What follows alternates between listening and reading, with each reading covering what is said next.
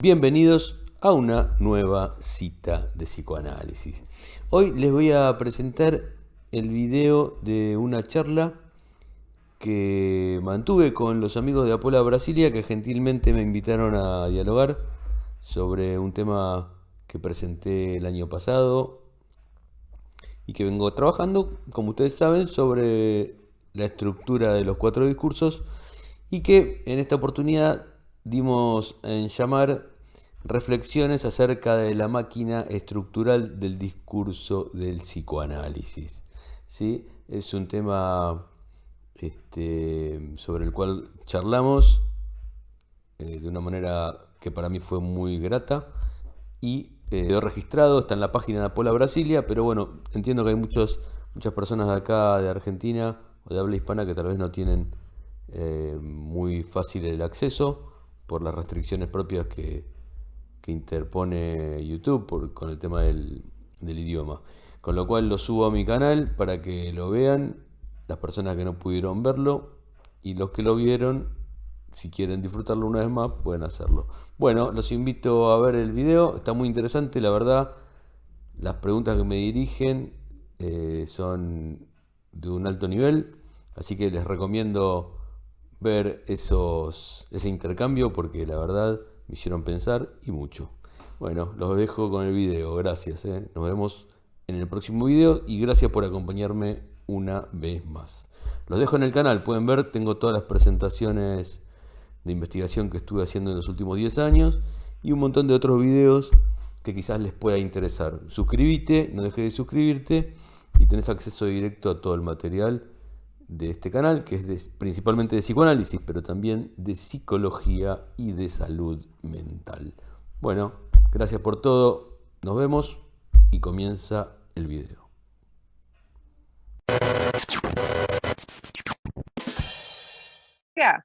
Então, iniciando a transmissão ao vivo. Desculpa o atraso. Já estava jantando numa boa. Então, iniciando a transmissão ao vivo. Desculpa o atraso. Boa noite a todos.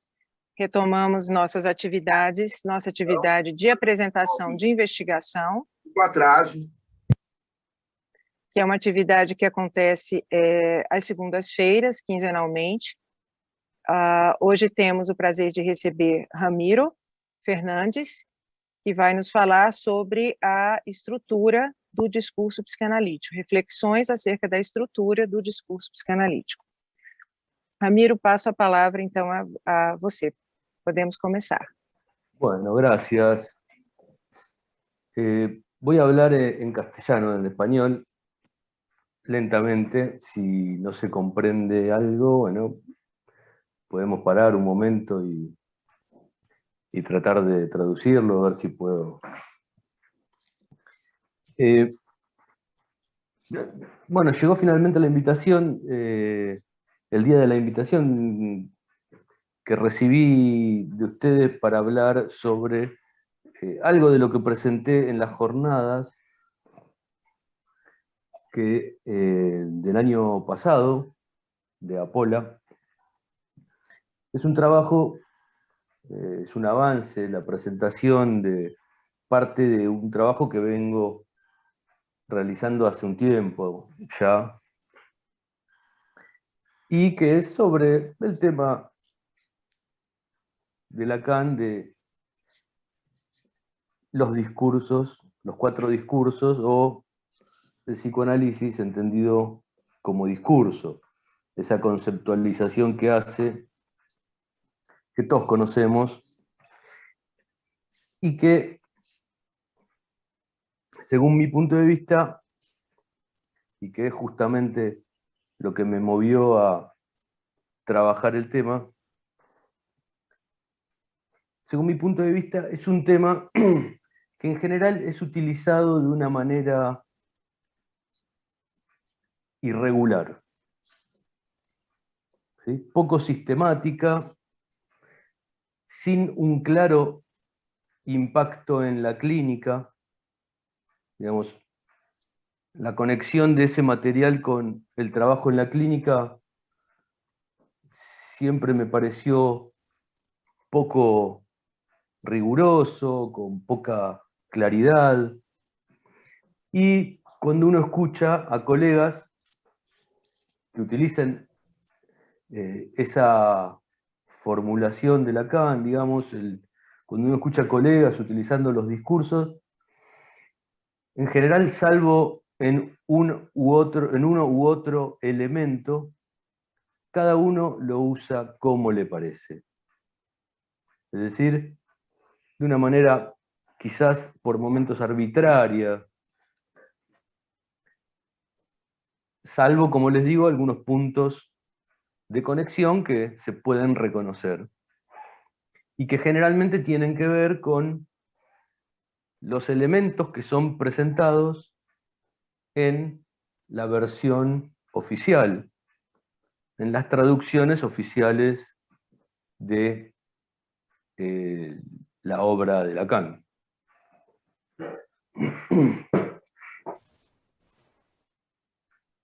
Incluso el uso de el llamado quinto discurso, el discurso capitalista, de acuerdo a mi forma de ver, redobla la apuesta, es decir, empeora la situación. Porque el quinto discurso, el discurso capitalista, ya funciona de una manera dislocada completamente, separada, claramente inconexa con los cuatro discursos. Incluso el único registro que hay del hecho de que haya sido dibujado por Lacan, que aparece con los vectores con un vector invertido, también funciona como un APAX, es un material que no es seguro de que Lacan lo haya escrito así, no hay fuentes confiables para determinar si fue escrito de esa manera. Ante toda esta situación, bueno, yo me decidí hace un tiempo a tratar de coherentizar un poco todo esto, suponiendo que hay algo que no está siendo ahí trabajado o que está siendo oculto, quizás, por las versiones tradicionales de la traducción de la obra de Lacan. ¿Vamos bien? ¿Sí? Me parece que sim. Tá tudo bem? Estão precisando de tradução? Tá tranquilo. Ok. Ok. Entonces, bueno, hice todo un trabajo en relación a esto que presenté en un avance. Presenté, es un material que tengo, digamos, en revisión para publicar, y dentro de poco, esperemos si todo sale bien, y en las jornadas hice un pequeño avance donde justamente pongo en juego,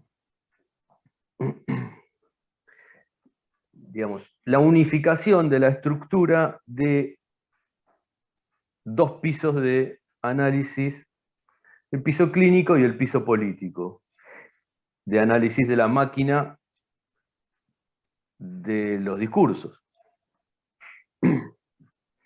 Los invito a verlo, si quieren está en YouTube, lo pueden ver, si quieren ampliar un poco eso. Básicamente, digamos, de lo que les traje para hablar hoy brevemente, es sobre un aspecto del trabajo donde yo me refiero a la máquina discursiva estructural como posible de ser entendida en términos de una gramática discursiva o gramática del discurso.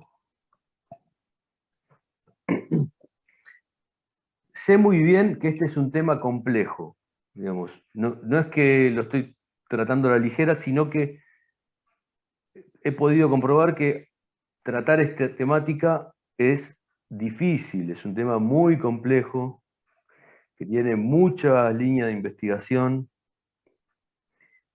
pero bueno, aún así creo que vale la pena tratar de abordarlo, ¿no? Y profundizar, tratar de darle una forma, hacer un aporte y trabajar con este material.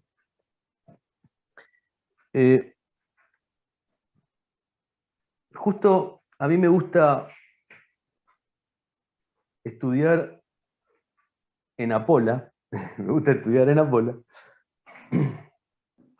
porque al estar relacionado con un programa de investigación, suelen pasar cosas que son interesantes de verse. Por ejemplo, que es algo que me pasa desde que estoy hace 10, 11 años trabajando con el programa, cómo las ideas de uno y otro participante, compañero, compañera, se entran a entrelazar, aparecen ideas que uno tiene en la punta de la lengua en boca de otro o de otra.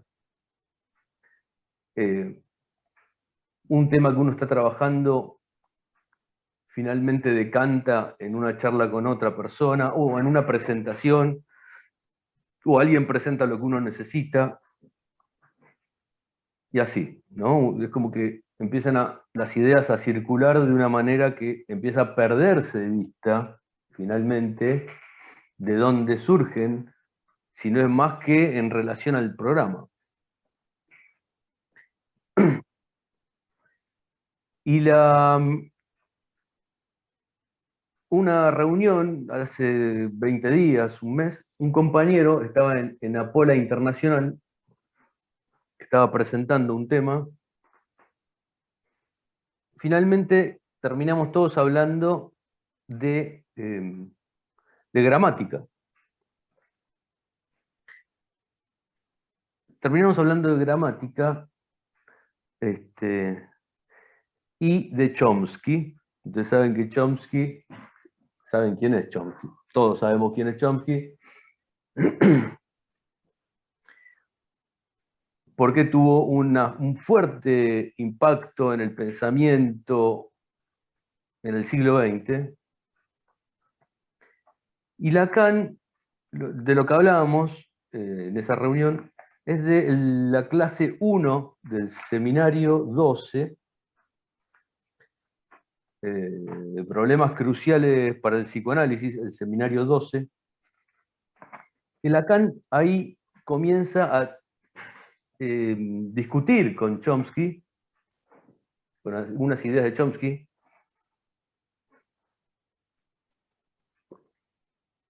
en su primer libro, o por lo menos el más conocido, creo que es el primero, de Chomsky, Estructuras sintácticas. ¿No? El primer libro de Chomsky donde da inicio a la gramática generativa, a la lingüística que inaugura él, el generativismo. Bueno, en ese libro arranca en el primer capítulo presentando una frase que es en inglés, ¿no? Que es colorless green ideas sleep furiously.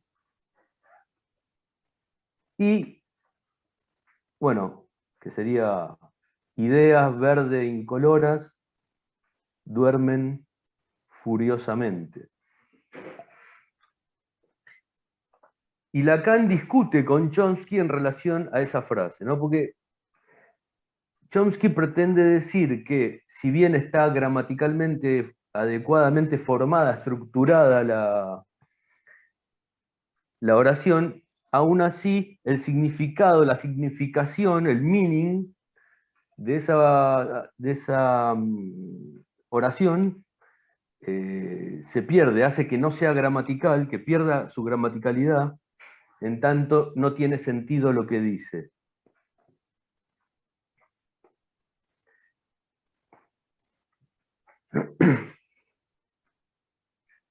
Entonces, Lacan ahí dice no.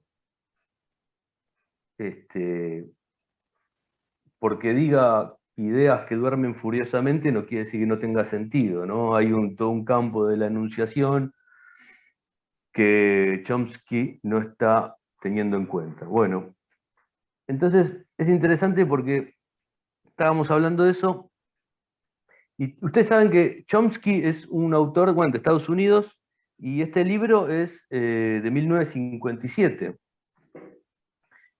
Y Chomsky estudió con otro autor, un autor que se llama Selig Harris, también de Estados Unidos, que es el primero que acuña el término análisis del discurso. El término análisis del discurso es acuñado por Selig Harris en 1952. Le estoy nombrando a alguien que es insigne en la historia del análisis del discurso.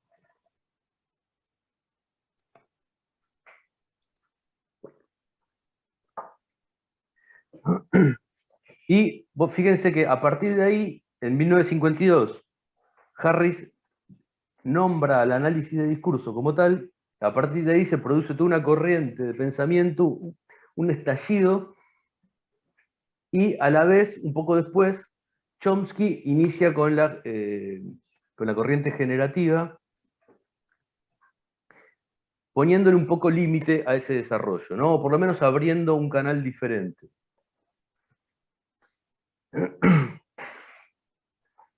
Entonces,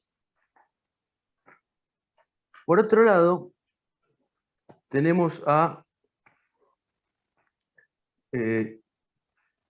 Teun van Dijk. ¿Conocen a Teun van Dijk? Teun van Dijk, que es un autor estudioso del análisis del discurso, holandés. Y fíjense, Teun van Dijk sigue activo, Teun van Dijk. En un libro de 1978, que se llama Estructuras y funciones del discurso, el primer capítulo de ese libro, de 1978, se llama Desarrollo y problemática de la gramática del texto.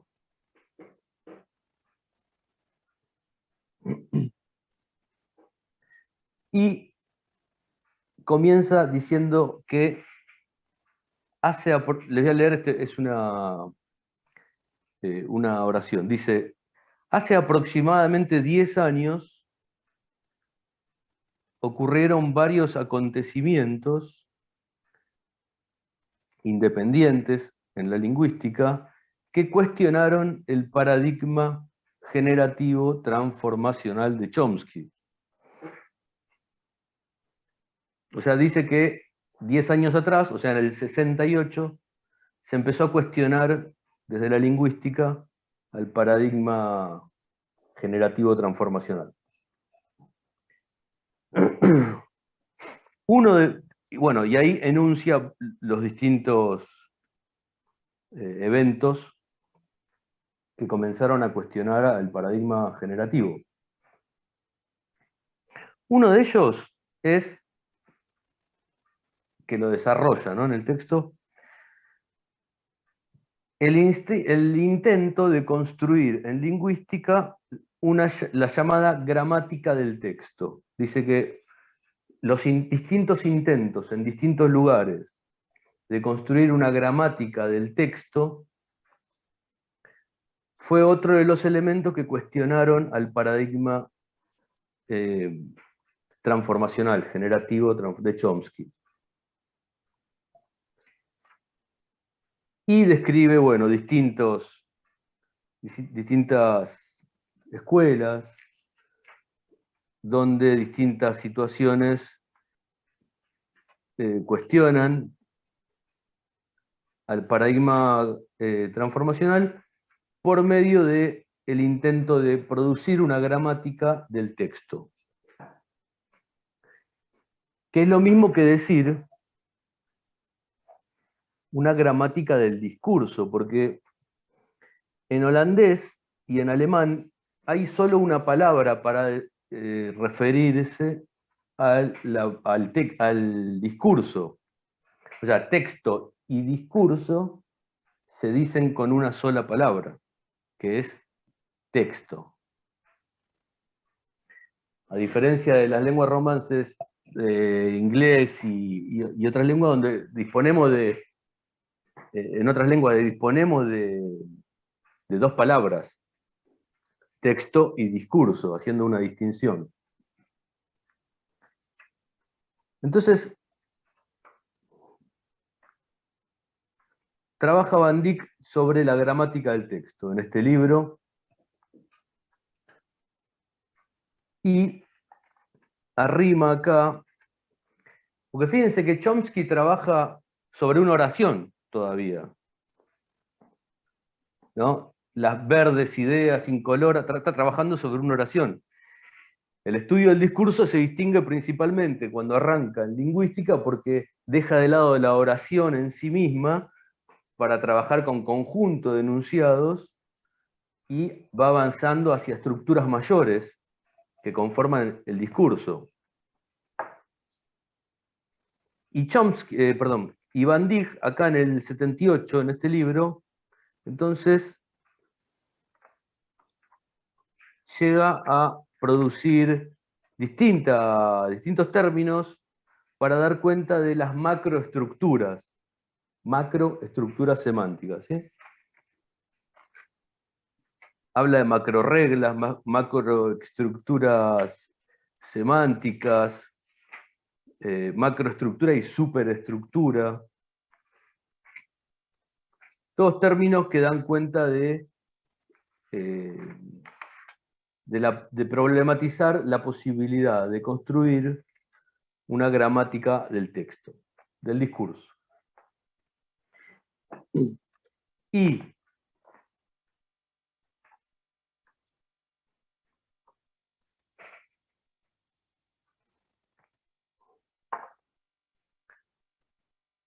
ya en el 2001, Van Dyck, en el 2001, en uno de los últimos libros, este es uno que se llama El discurso como estructura y proceso, de Van Dyck,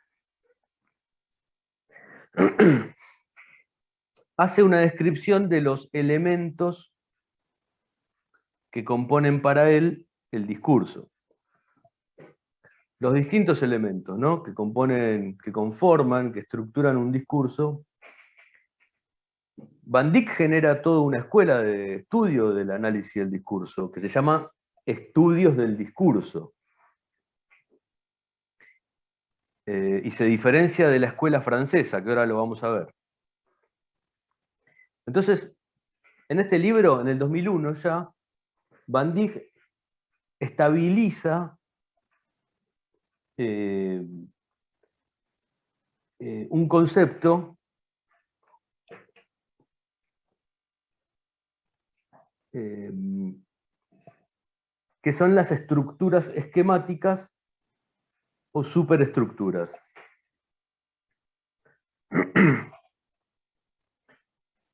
Resumiendo, él dice que, dice así, le voy a leer el párrafo, dice: en un sentido abstracto, podemos analizar un discurso en términos de una cantidad de categorías formales típicas, su orden y funciones específicas, realizando un proceso similar al que practicamos cuando analizamos una oración en términos de sujeto, el objeto, etc. Claro, lo que dice es que para hablar de estructuras esquemáticas o superestructura, dice que es posible analizar un discurso en términos de categorías formales típicas, analizar su orden y sus funciones específicas.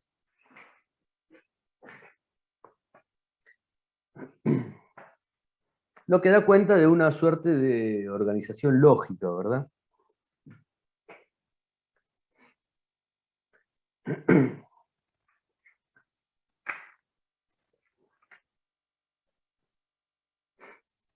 Sin embargo,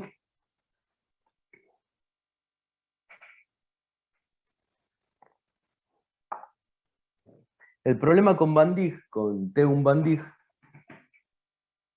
para el trabajo con la obra de Lacan, es que Van Dijk hoy,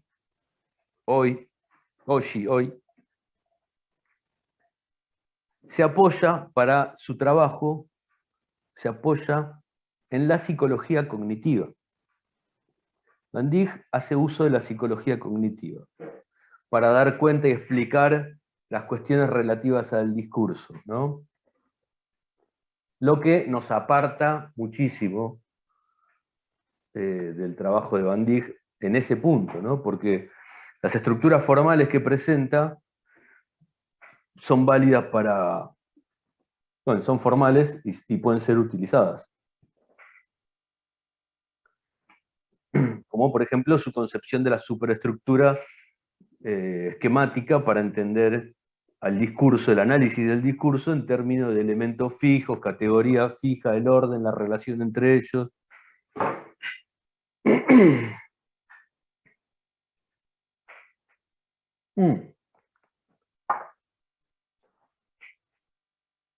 Acá en Argentina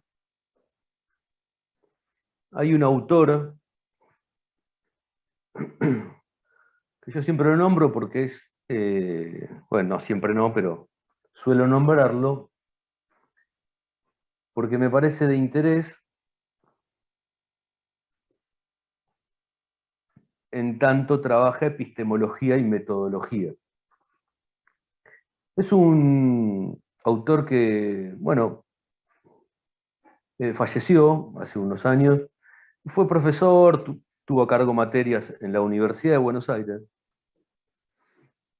y se llama Juan Zamaja, y tiene un libro que es de 1985, me parece, es muy interesante porque Zamaja trabaja sobre la obra de Hegel, pero haciendo foco en la parte metodológica de Hegel. De repente Koyev, de quien se nutre Lacan, trabaja más en la parte filosófica de los desarrollos de Hegel. Fíjense que cuando habla de lo que utiliza Hegel se refiere a la dialéctica del amo y el esclavo, ¿correcto? Que es lo que trabaja Koyev, haciendo foco en todo el desarrollo filosófico de Hegel. Bueno, este autor, Zamaja, sí. Ramiro, você poderia escrever o nome desse autor argentino? Sí, sí, sí. Pode, No sé dónde ahora. no chat. A ver, no sé dónde lo puedo escribir. ¿En el chat?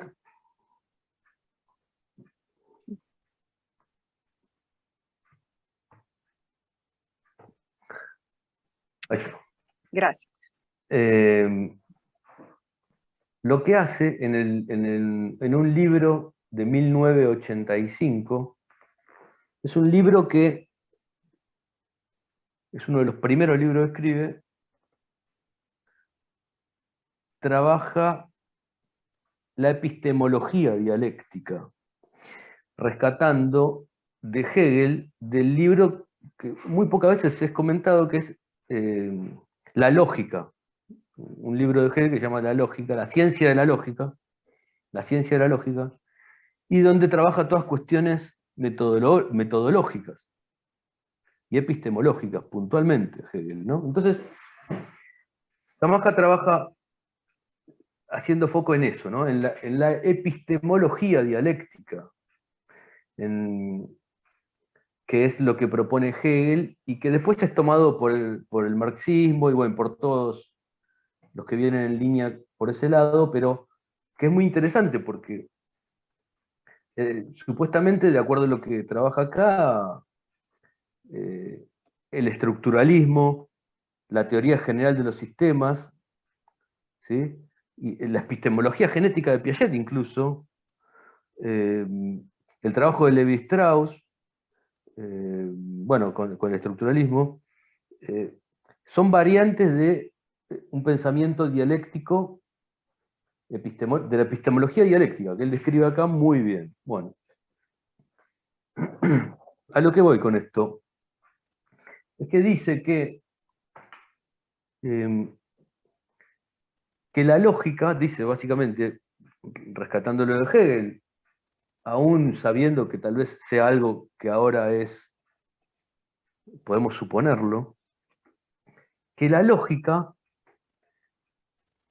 funciona como una gramática de la ciencia. La lógica funciona como una gramática de la ciencia. Dice, y les leo una frase.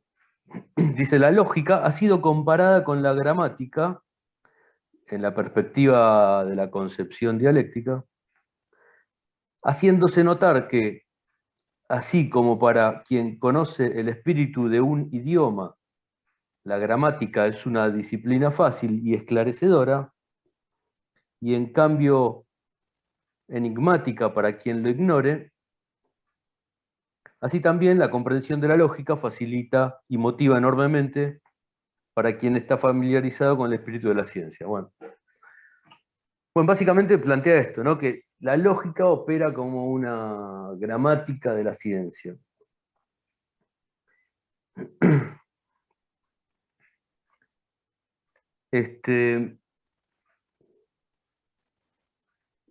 Así que volviendo entonces a Van Dijk, les decía que Van Dijk representa una escuela de análisis del discurso que quizás no sea la más adecuada para pensar problemas relacionados con la obra de Lacan. La escuela francesa, la llamada escuela francesa, en cambio,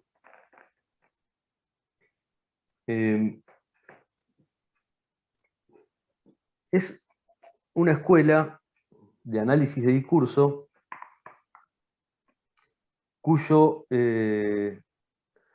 autor insigne es Michel Pecheux. Ahora se los voy a anotar. El apellido es así.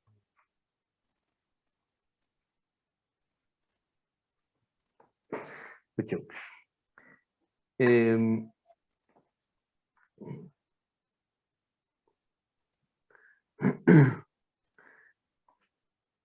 Yo el apellido lo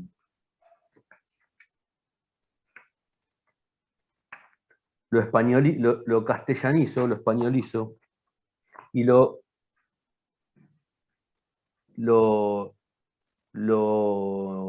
leo en español, Pecheux.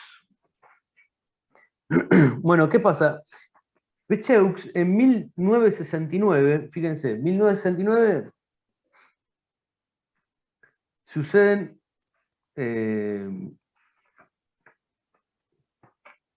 algunos eventos importantes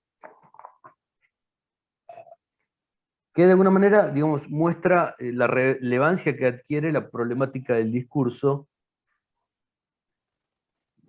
en Francia y en Europa, quizás. En 1969, Lacan, bueno, está dictando el seminario 17, el reverso del psicoanálisis. En el mismo año, Foucault publica La arqueología del saber, ¿sí? La arqueología del saber, que es un texto, un libro, que habla sobre el análisis del discurso, desde la perspectiva Foucaultiana. Es hermoso ese libro, muy lindo de leer. Y Pecheux publica su primer libro, que se llama Análisis automático del discurso. Análisis automático del discurso. fíjense que se puede rastrear ahí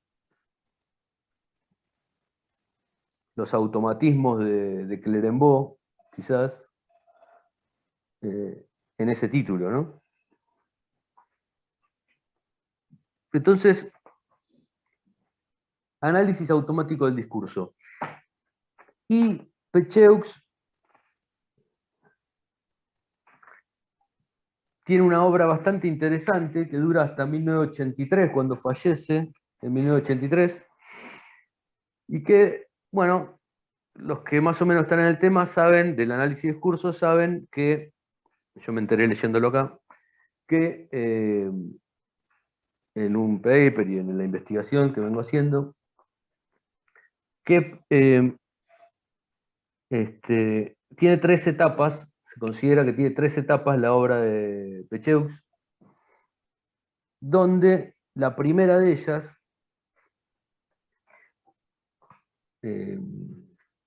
está marcada por el término máquina discursiva estructural.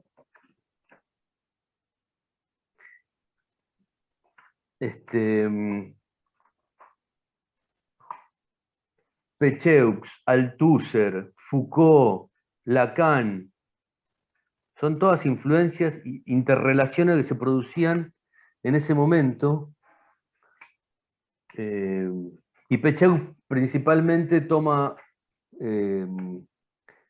los desarrollos de Althusser, ¿no? Para hacer su trabajo sobre el discurso, donde le pone un matiz muy relacionado con la determinación de lo social, la determinación de lo ideológico, la determinación que esto produce sobre la significación y sobre el sujeto, ¿sí?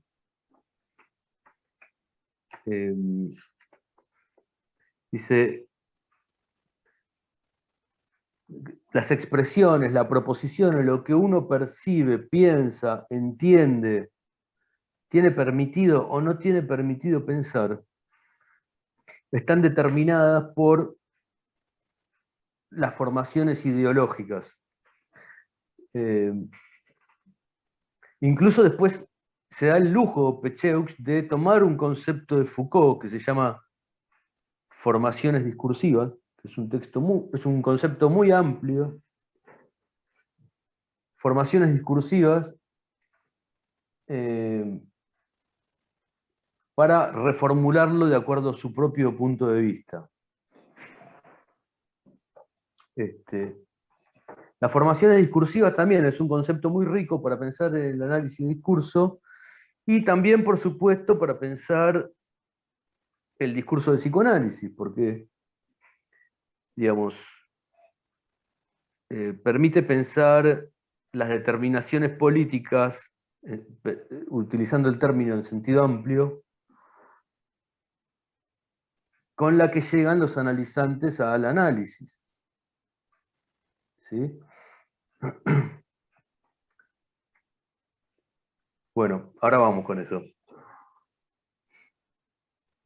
Entonces, fíjense que Pecheux llama en su primer parte, le llama al discurso, le llama máquina discursiva estructural. Creo que se puede rescatar, es lo que vengo haciendo, rescatar ese concepto de Pecheux para pensar la máquina que construye Lacan, que es discursiva y que es estructural, que construye en 1969, cuando presenta los 4 discursos. Es máquina significante la de Lacan, ¿sí? Y ustedes saben que para Lacan una marca puede ser una máquina, es una máquina, llegado el caso. Una máquina puede ser un tatuaje, una máquina puede ser una fórmula, ¿sí? ¿Discursiva? Bueno, sí. Por supuesto que es discursiva la máquina de Lacan, porque está conformada por los discursos, por lo que él denominó discurso, por el lazo social estructurado en discurso, y organizado en letra. Y estructural porque da cuenta de la estructura. La estructura da cuenta de la estructura de la langue, digamos. Podemos decir que es de la langue que trata esta gramática estructural, esta gramática discursiva que yo intento denominar, trata sobre la langue,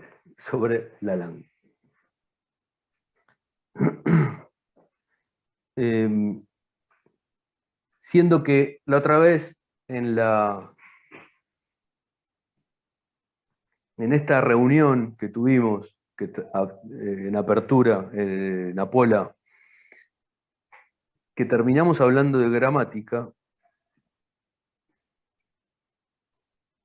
justo surgió el recuerdo de una cita que yo rescaté ahí del texto La Tercera, donde Lacan dice que la langue funciona como una lengua muerta.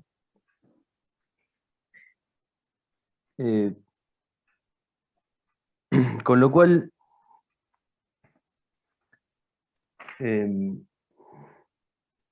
quizá una lengua muerta de la cual contamos con una gramática lógica,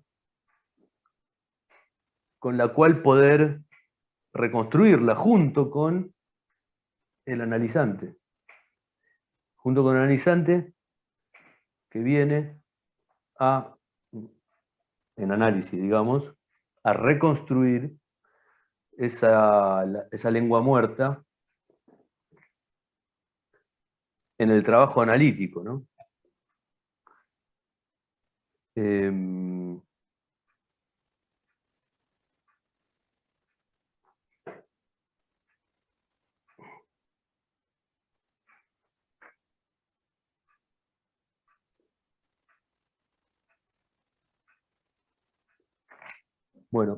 Bueno, eso, entonces en función de eso es que llamé o intento trabajar, rescatar el concepto de máquina discursiva estructural para pensar los 4 discursos organizados en 2 pisos, o sea, no dejan de ser 4, solo que tenemos el discurso del amo a nivel clínico y a nivel político, el discurso de psicoanálisis a nivel clínico y político. Bueno, y donde el nivel político opera como las determinaciones culturales, sociales, ideológicas, los aparatos ideológicos del Estado quizás, que restringen, determinan, direccionan, obligan, limitan, evitan y conducen a una persona a un pensamiento a expresarse o no, o dejar de expresarse, o que algo se torne en imposible. Así que bueno, eso es lo que... A ver, yo tengo por acá, a ver si les puedo compartir la pantalla y les muestro el dibujito que hice. A ver dónde lo busco. No, esto no. A ver, un momentito. Ah, lo tengo que abrir. A ver, un momento que ya lo hago. Ahí está.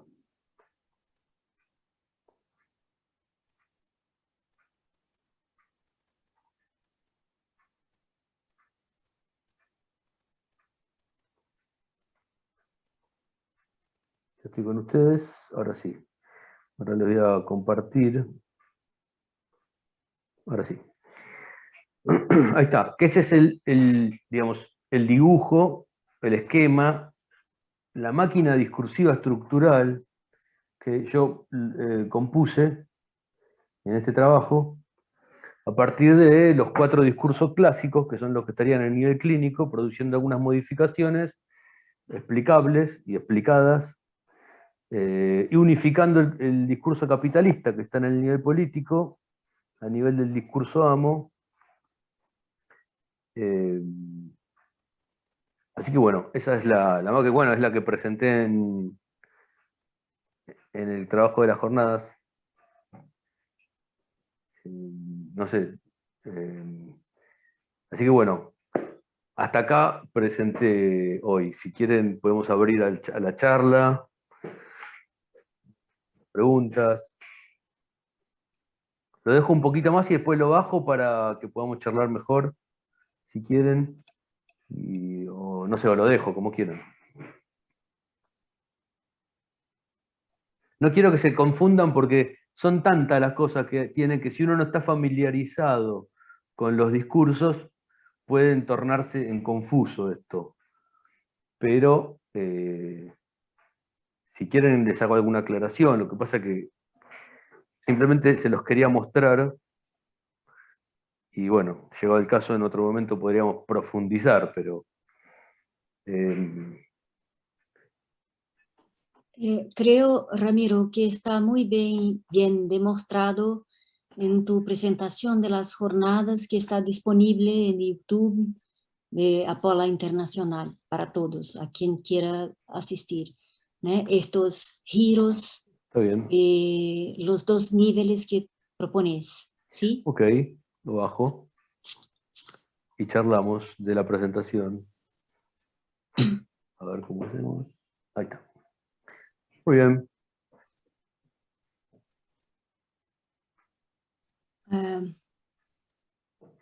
¿Puedo empezar con una pregunta? Claro, por supuesto. En tu presentação, vou falar primeiro em português, depois traduzo, tá? Sí. Se você precisar, né?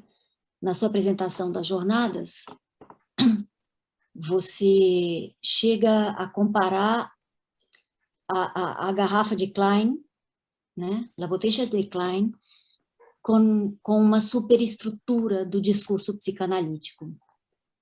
Te pergunto se não te parece que se corre o risco, ao compará-la com uma superestrutura do discurso psicanalítico, de se estabelecer com isso uma metalinguagem, né? Uma estrutura por sobre a outra, sim?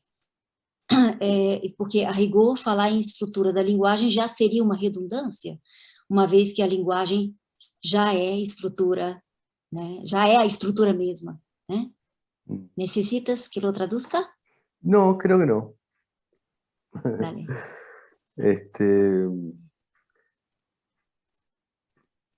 Sí, para llegar a eso, digamos, me apoyo en un planteo que hace Lacan en el seminario, ¿dónde? En el seminario 12 creo también, donde, bueno, nombra a la botella de Klein como la topología esencial de la práctica analítica. Y dado que la botella de Klein se puede conformar de dos maneras distintas, me parece que en ambas formas se adecúa al trabajo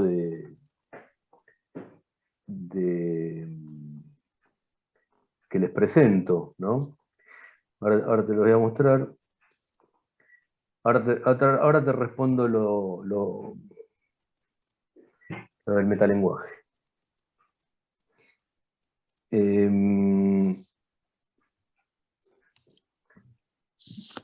Ahí te voy a mostrar, pero acá está. Esta la preparé, ¿viste? Porque sabía que podía surgir las dos formas, y no soy experto en topología. La topología, ustedes saben que yo le tengo respeto.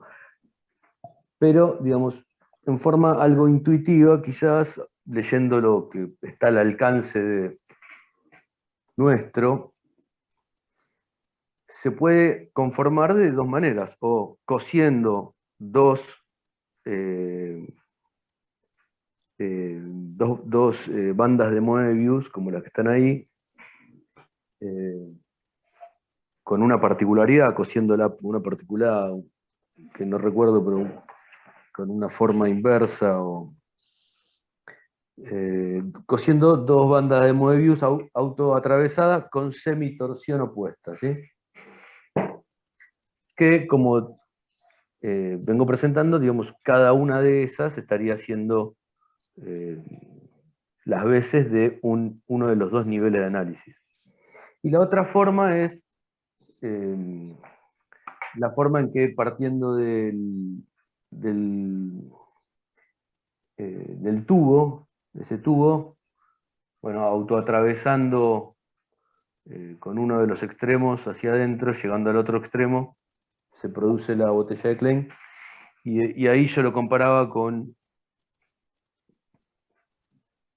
digamos, no pretendo hacer topología en extensión, simplemente, digamos, me parece que era adecuado a cómo Lacan podemos pensar que es isomorfo en algún punto, la maniobra que él hace con el discurso amo y lo torna en discurso capitalista.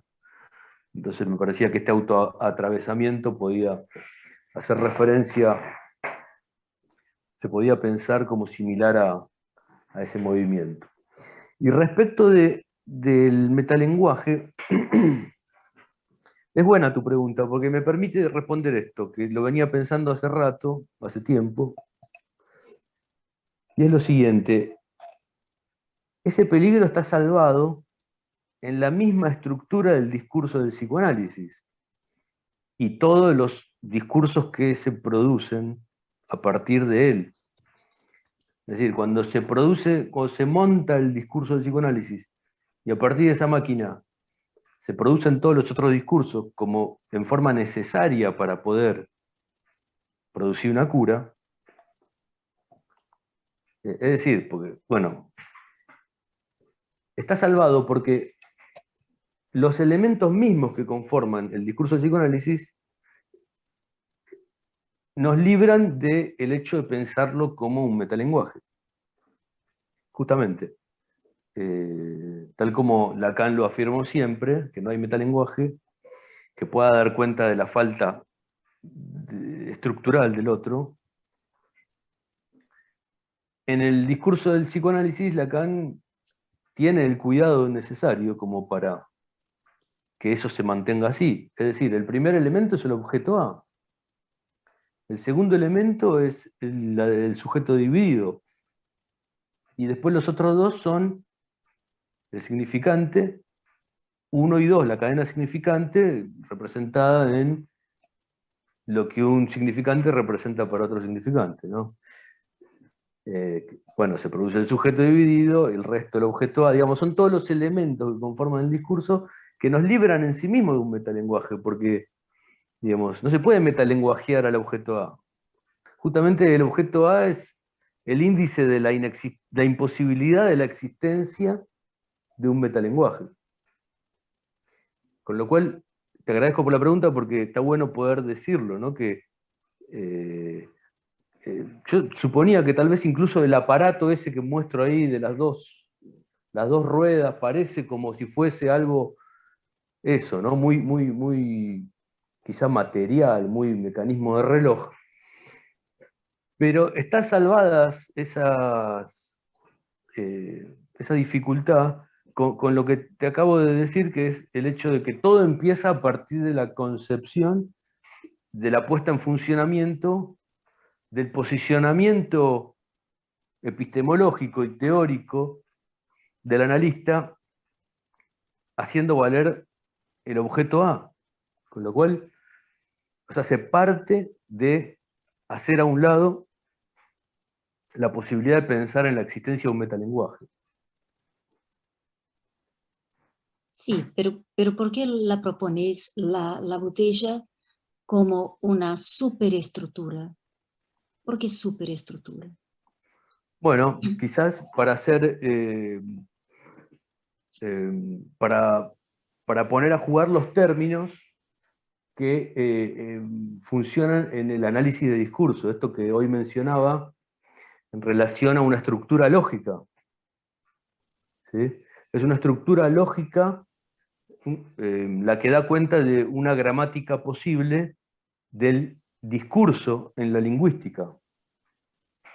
Con lo cual, el término que utiliza Van Dijk en su desarrollo es el de superestructura, entendiendo por tal a la posibilidad de generar una estructura macro o lo suficientemente, digamos, grande, es decir, que no sea solo una oración, sino un conjunto de enunciados explicados lógicamente, para dar cuenta de un discurso, que justamente un discurso lo que hace, por definición un discurso es aquel objeto que en lingüística, digamos, o en análisis de discurso, se distingue del trabajo sobre una oración o un fragmento.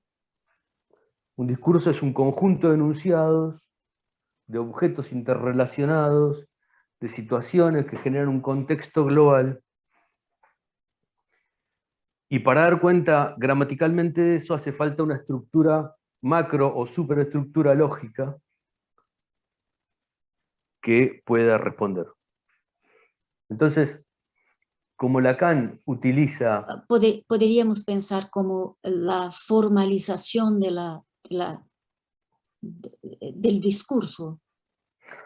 Claro, sí, una formalización lógica, una formalización del discurso, correcto, eso es, una formalización del discurso del psicoanálisis en este caso. Sí. No, porque lo aclaro porque, digamos, no está de más, ¿verdad?, aclararlo, porque no es de todos los discursos, sino solo de lo que pasa en la clínica. Es decir, llega una persona, llega con un malestar a la consulta con el psicoanalista y el psicoanalista lo recibe y empiezan a trabajar.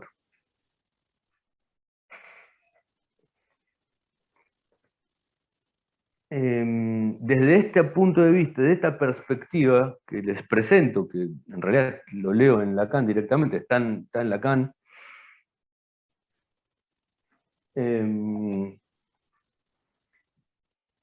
dice Lacan en una cita del seminario 17, creo. A ver si la tengo acá.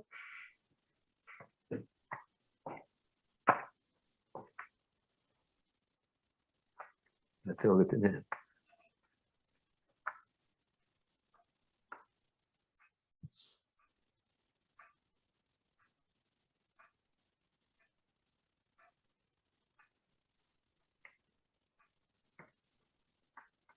Creo que lo tengo por acá, ¿eh?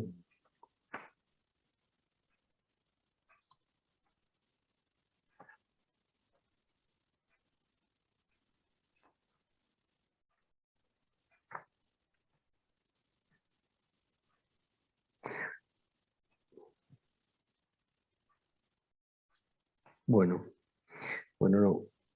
no, encontré otra, pero no importa. Lacan en el seminario 17 dice, ¿qué otra cosa hace el psicoanalista? ¿Qué otra cosa se hace en un psicoanálisis si no es producir un discurso artificialmente?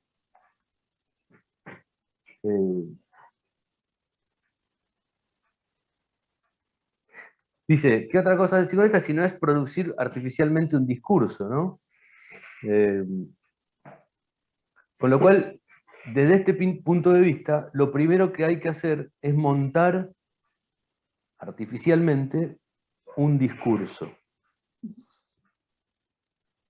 que para Lacan está conformado por lazo social.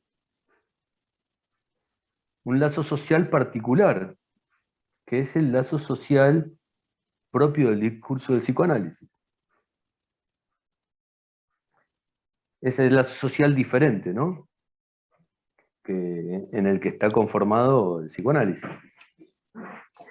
Y la forma de escribirlo es la forma en que se escribe el discurso del psicoanálisis.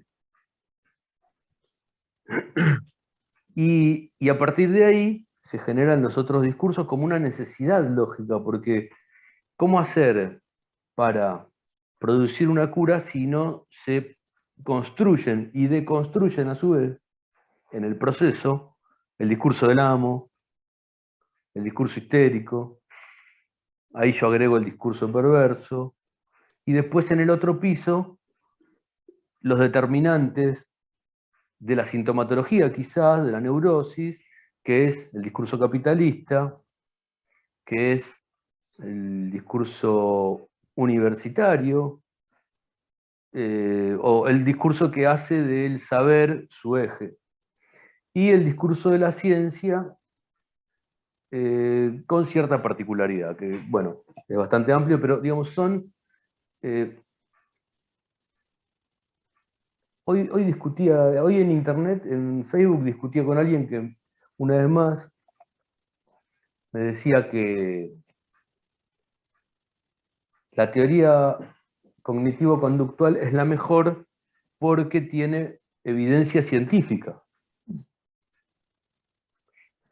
Bueno, charlábamos sobre eso, y cuando uno empieza a preguntar sobre eso, claramente no sabe lo que está diciendo la persona. O sea, esta persona no sabía bien qué estaba diciendo cuando decía que tiene evidencia científica, no sabía.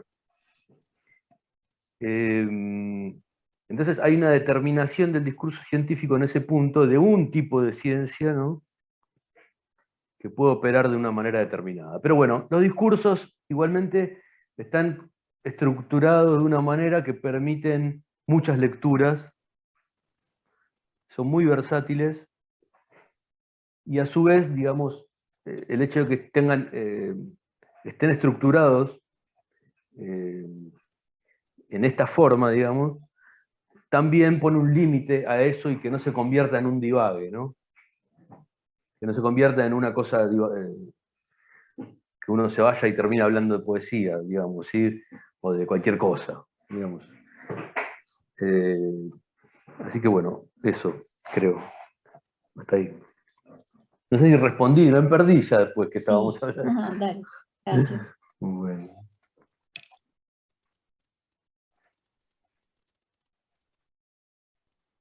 Posso colocar uma questão? Como é que a gente está de tempo? Ramiro, você me entende se eu falar pausadamente? Meu Okay. espanhol é um pouco difícil. É para mim mesmo. Mas, Ramiro, eu assisti a sua fala das jornadas, né? E eu achei muito interessante a proposta de expandir o modelo do Lacan, do discurso do capitalista, e eu acho que ela é uma proposta produtiva, né, assim, de expandir um campo de formalização. E a minha pergunta é a seguinte, porque naquela apresentação, e hoje, né, também você está trazendo, a ideia de que a partir do discurso do capitalista você deriva dentro de um grande campo político outras modalidades de discurso, né? Mas a minha pergunta é que eu fiquei pensando sobre a questão, pelo menos escuto com alguma frequência, do discurso do capitalista ser um discurso que tem essa condição meio paradoxal de ser um discurso que não faz laço, né, onde não haveria um endereçamento ou uma relação entre o campo do semblante e o campo do outro. Não sei se você concorda com isso, como é que você pensa essa questão da circulação entre os elementos, né? Pensando assim no modo de formalização, e o que isso acarretaria para os outros discursos que você derivou aí desse campo, né? Sí, lo último no entendí bien, la última parte, lo que decís del semblante y el campo del otro, eso no. Assim, pelo menos, assim, estou pensando aqui nas notações que eu costumo ver do discurso do capitalista, que você não teria uma flecha da direção entre o campo do semblante, o lugar do semblante, do agente, e o lugar do outro, né? Você teria uma outra circulação entre as flechas. Sí. Claro, eso creo entender que lo que vos decís es, te referís a esto que yo mencionaba como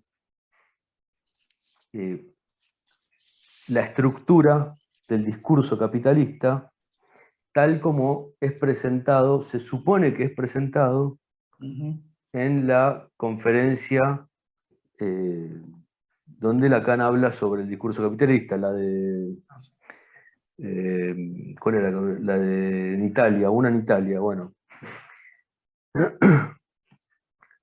Me parece cuestionar eso, yo cuestiono esa, porque estuve investigando y no hay elementos suficientes para decir que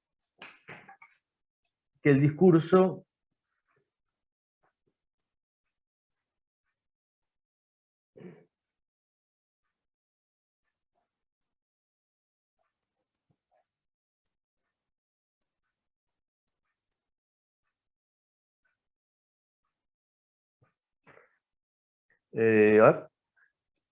supuestamente es así el discurso capitalista, de acuerdo a esa posición. Este vector es invertido junto con las letras. Sí. Pero la verdad es que no hay elementos suficientes para decir que eso es así. Porque yo no lo vi en ningún lado oficial escrito, y aún así, siendo que haya sido escrito por Lacan, que lo dudo, lo hizo solo una vez. Después todas las otras referencias, cuando él habla del discurso capitalista, hace referencia al cambio de el álgebra nada más, el cambio de la S1 por la S, el cambio de las letras nada más.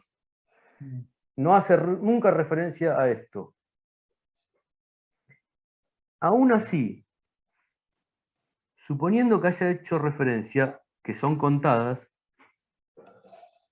me parece que en tanto estamos en este terreno del álgebra, una estructura formal, poder mantener la estructura original es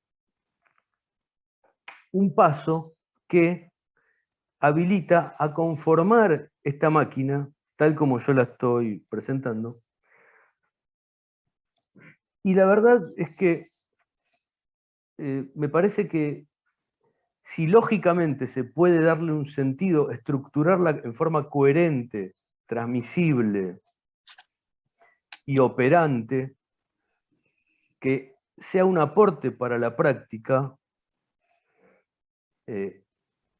y que se mantenga dentro de la enseñanza general, de la dirección de la enseñanza de Lacan, yo creo que deberíamos poder hacer este tipo de afirmaciones, porque hasta ahora pensar que ese vector iba para abajo, lo único que hizo fue detener el proceso de desarrollo del discurso del psicoanálisis. Yo creo que poder mantener la misma estructura central que tienen los otros discursos, los que sí fueron bien definidos por Lacan, y mantener los movimientos centrales que desarrolla Lacan, el cuarto de giro, la posición de los cuatro, montados en una banda de Moebius, que él bien lo desarrolla, digamos, es mucho más fructífero que quedarse pegado a una suposición de que Lacan invirtió ese vector. Tá. Bom. Muito bom, obrigado.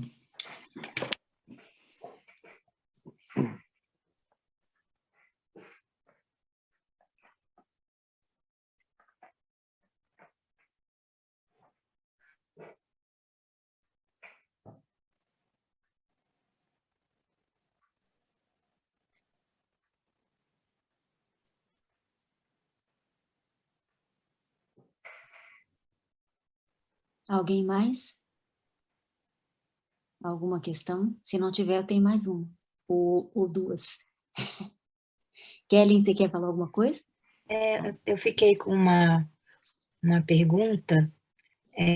Também assistindo a sua apresentação, Ramiro, muitas graças por hoje. Você introduz, né, e fala aqui também desse nível político, né, mas você diz que é visando a questão da clínica, né, nesse nível político, mas também de alguma forma, né, até pensando no formato da banda de Moebius, né, mas eu fiquei curiosa a respeito como, né, como entender esse nível político na clínica, né? Não sei se conseguiu me entender, assim. Sí, perfecto. Gracias por la pregunta, porque, bueno, es parte de la dificultad que implica el hecho de producir algo que, digamos, de alguna manera, digamos, es nuevo.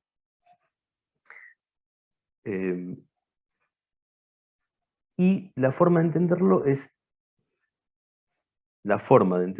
es igual que en el nivel clínico. Es decir, en los desarrollos que estoy escribiendo, aclaro bien que, digamos, el nivel político se produce, son discursos que se producen dentro del espacio analítico.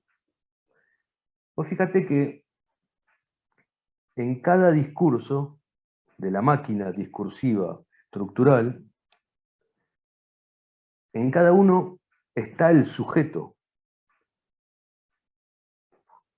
pero en diferente posición. Lo que habla de que cada discurso que aparece en la máquina obedece a un momento, a una configuración en ese desarrollo analítico. Es decir, un discurso obedece a una posición del sujeto en relación a los otros elementos. Por eso en el discurso amo, de nivel clínico, el significante amo, que ordena, organiza el discurso, determina en forma unidireccional, a través de los carriles de una relación que aparece como imposible, determina a aquello que ocupa el lugar del trabajo, llevándolo a producir un producto que es el objeto A. Entonces, digamos, cada uno de los discursos tiene una lógica y un funcionamiento y se puede leer de una manera, y los discursos de nivel político es lo mismo. Así como uno puede leer el discurso histérico, uno puede leer el sujeto atrapado también en el discurso capitalista, en el discurso universitario, que se llama universitario, pero es un discurso que pone a jugar al saber en ese lugar, en el lugar rector, ¿no? O sea, entonces, los discursos de nivel político deben ser entendidos igual que los discursos de nivel clínico, dado que se producen en la clínica. Solo que dan cuenta de otras posiciones del sujeto en relación a lo que podríamos llamar las determinaciones culturales, institucionales, a la ideología, a elementos más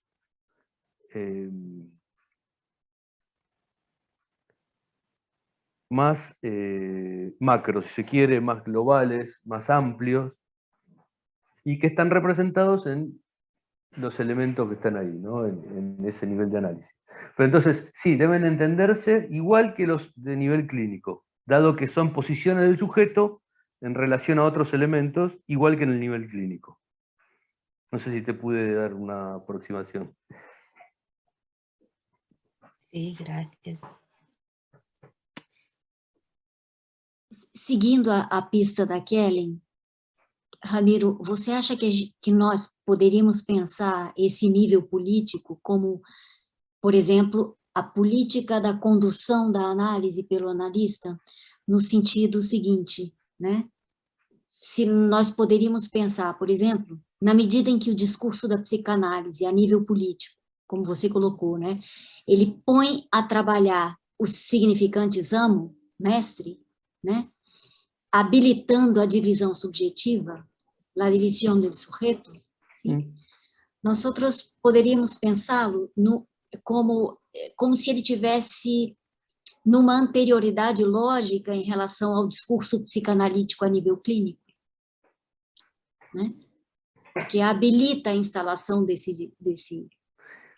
Sí, creo entender, a ver si bien el discurso clínico, el nivel clínico, Nível clínico. Parece estar primero y después el discurso político, el nivel político, es un artificio didáctico. Sí. Bien puede suceder, porque vos fíjate que en los dos discursos del psicoanálisis, el clínico y el político, te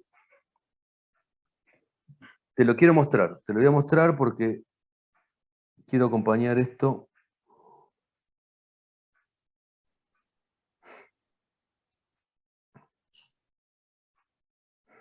Fíjate, acá está el discurso del psicoanálisis de nivel político y acá está el nivel clínico, que es el tradicional. En ambos, la posición rectora, el lugar del semblante, como decía Joao, acá, se encuentra el objeto A, que es el lugar inicial de donde parte un análisis. El analista en posición haciendo semblante de objeto A para, en el caso clásico, producir la división subjetiva, ¿no? Acá, la división del sujeto, a partir de la consigna de un saber no sabido, que está acá abajo, que determina el objeto A. Bueno, y en el caso del psicoanálisis de nivel político, que está acá, se mantiene el lugar del objeto A en el lugar de rector, pero impacta sobre, fíjate vos, sobre significantes amo. Directamente sobre significantes amo. Yo había equiparado en algún punto esa forma de intervención, de posicionamiento que puede darse al principio de un análisis cuando una persona viene a consulta o que se encuentra incluso en la consulta, por ejemplo, en un hospital público, en un lugar donde el encuadre psicoanalítico no se presta demasiado a hacer a un psicoanálisis, sino que es una consulta de salud mental, llegado el caso. Este posicionamiento del analista en el discurso político, y que impacta sobre significantes amo, lo había correlacionado en algún punto con la deconstrucción derridiana, ¿sí? con la deconstrucción de Derrida.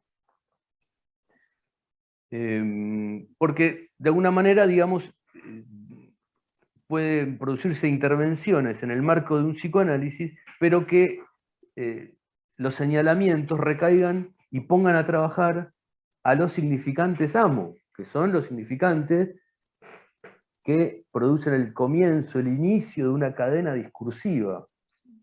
Entonces, conmoviendo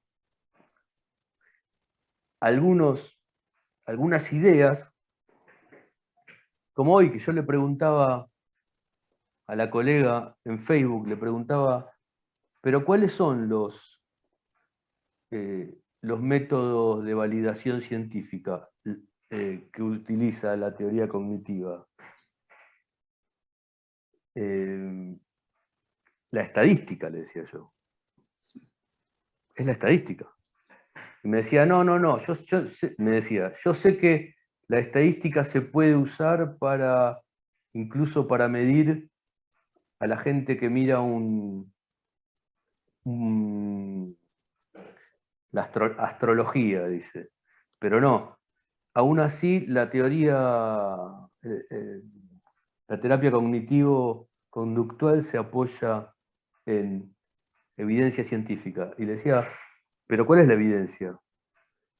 Bueno, volvíamos sobre lo mismo y siempre terminábamos en que la evidencia científica que ella refería era la evidencia que da la estadística. Con lo cual, en algún punto, no era un análisis, pero digamos, sin darme cuenta, estábamos trabajando, conmoviendo juntos la suposición de que la evidencia científica que sostiene la teoría cognitivo-conductual es una evidencia que le otorga validez, que le otorga una validez y una dificultad de ser cuestionada. Entonces, ya te digo, eso no era un análisis, pero en un análisis o en una demanda, una consulta, hay ocasiones en que cuestionar significantes amos debe ser considerado parte del análisis. Hasta ahora, quizás, un analista no hacía ese tipo de intervención porque consideraba que estaba fuera del psicoanálisis, quizás. Yo lo que digo digo en esta formalización es que quizás ese tipo de intervención que apunta a cuestionar los significantes amo que puede traer a alguien, sosteniendo su padecer, sí son parte del psicoanálisis, ya que se estaría interviniendo sobre un nivel discursivo, político, que determina la conformación del sujeto, pero que aún no lo percibe, como no lo percibe, justamente está atrapado en esa determinación. Y la tarea del analista en ese momento es producir, como ven acá en el nivel político, producir la división subjetiva, que bien es la que pasa a este lugar y continúa el trabajo en análisis.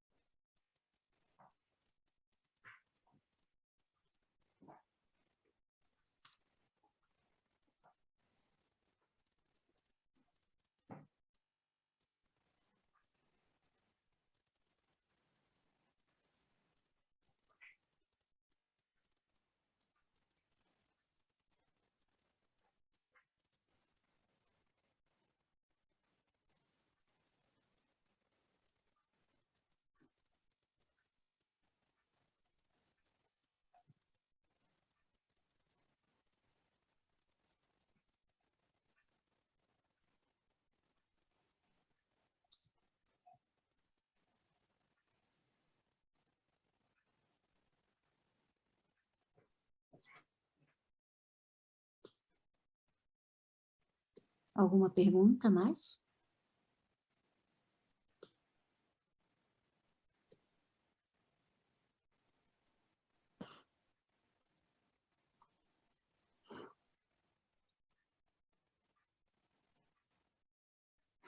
si surge después en otra oportunidad y quieren seguir, más allá, porque estas son cosas que tienen mucho peso, y la verdad que yo sé que es difícil hacer preguntas a veces, ¿no? Porque son difíciles. Digo, poder meterse un poco en los temas. Así que igualmente, si no surge ninguna otra pregunta ahora, igual, en un futuro próximo, si quieren después seguir o tener otra vuelta, podemos hacerlo, no hay problema. Yo sigo trabajando en esto igual. Bom, eu gostaria de fazer um comentário. Bueno, sí, claro. Aunque insistís en que todo este desarrollo debe ser considerado como la posición del sujeto en la clínica, né? Sí. Mesmo que ele insista, né, disse isso aqui hoje, na apresentação das jornadas também, que a gente deve tomar esse desenvolvimento todo que ele faz como a posição do sujeito na clínica, né? A minha tendência ao te escutar, né, ao escutar o que você propõe como o nível político da sua análise, da sua investigação, né, Sí. é considerá-lo para além da clínica, né, para allá de la clínica. O que você propõe me parece que serviria para pensar as relações interteóricas da psicanálise com outras disciplinas, como, inclusive, a Aide comentou, também pensou na mesma direção, né? Nas jornadas, sim? E mais aún, quando você afirma e formaliza isso nessa sua máquina discursiva, né? De que não há possibilidade de chegar à psicanálise a nível político, senão passando pelo discurso da ciência, né? Eu acho que aí também aponta para um campo epistemológico para achar de la clínica, del clínico, me parece. ¿Sí? Está bien. Vos estás diciendo que sí, que notás que sí hay la posibilidad de generar diálogos a partir de esto. Creo que sí. Puede ser porque estos cuadrípodos son el discurso del psicoanálisis que hizo Lacan, digamos, en realidad, ¿verdad? O sea, el lugar del discurso capitalista, por supuesto, lo formalizó él, y lo desarrolla en muchos lugares, que yo los recojo en el escrito que estoy preparando. El discurso de la ciencia en relación al discurso histérico lo trabaja muchas veces, en relación a Sócrates, o sea, lo trabaja varias veces. El discurso perverso que yo ubico en el nivel clínico se lee perfectamente y se condice se lee perfectamente en ese cuadrípodo y cierra la lógica de la clínica, y el discurso universitario llevado al nivel político también aporta mayor coherencia en relación a los otros elementos que se pueden considerar como los determinantes del sujeto, en el sentido de aparatos ideológicos del Estado, tal como los trabaja Althusser, que son esos justamente: la escuela, la educación, el casamiento, la policía, todos los aparatos ideológicos que generan ideología y formatean los lugares del sujeto. Entonces sí, puede ser, porque ya te digo, yo simplemente lo organicé nada más, pero en realidad fuertemente esto es el trabajo de Lacan, digamos. Yo simplemente lo que hago es tratar de darle mayor operatividad clínica y obtener una herramienta para nosotros. Una herramienta, de tratar de hacer más utilizable esas herramientas que dejó tal vez en relación al discurso Lacan en una caja de herramientas. Bueno, simplemente tomarlo y decir, bueno, acá ordenarlas, mirarlas mejor y saber con qué contamos, cuando estamos ahí sentados, ¿no? En ese trabajo tan particular todos los días. Y a partir de ahí, bueno, que produzca todo lo que se pueda, ¿no? Si opera como semilla de investigación, por supuesto que también es bienvenido, ¿no? Para el desarrollo del psicoanálisis en sí mismo. Y si cae en el olvido, y bueno, es parte del juego también. Por lo menos esto no se volverá a tocar y se irá por otro camino. Así que bueno. Dentro disso que a Flávia falou, né, eu também te ouvindo assim, Ramiro, pensei muito até também, né, na possibilidade de, a partir desse estudo aí que você propõe, até pensar a psicanálise em outros ambientes, né? Por exemplo, no ambiente médico, né? Eu, por exemplo, trabalho num ambiente médico e a psicanálise, eu acho que isso é uma constante aqui no Brasil, né?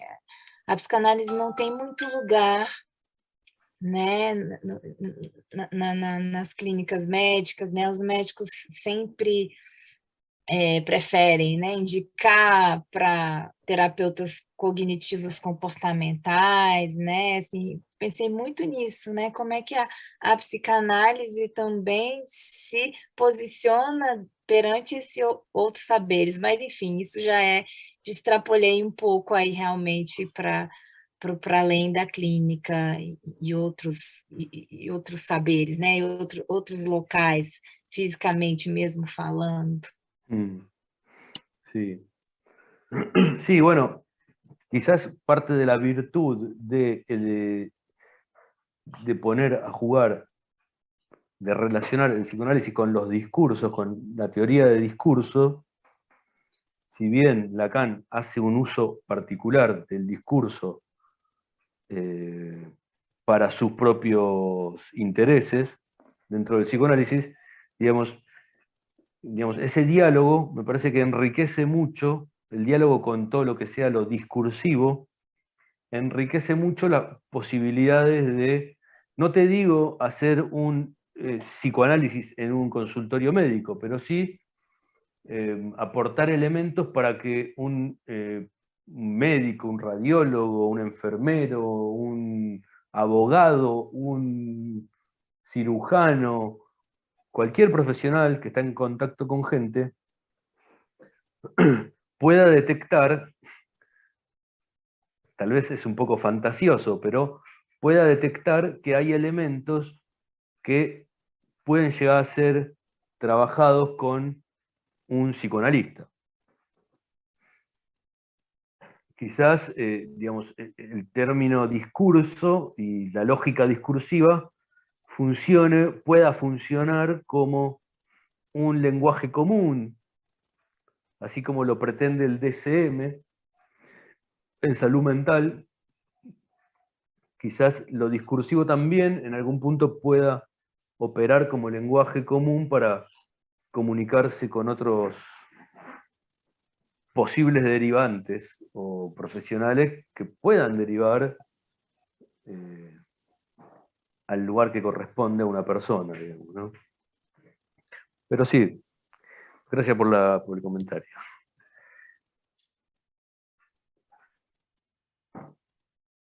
Bom, podemos ficar por aqui? Karime, que me dices? Ramiro, muchísimas gracias, ¿sí? Bueno, muchas gracias a ustedes. Gracias a ustedes.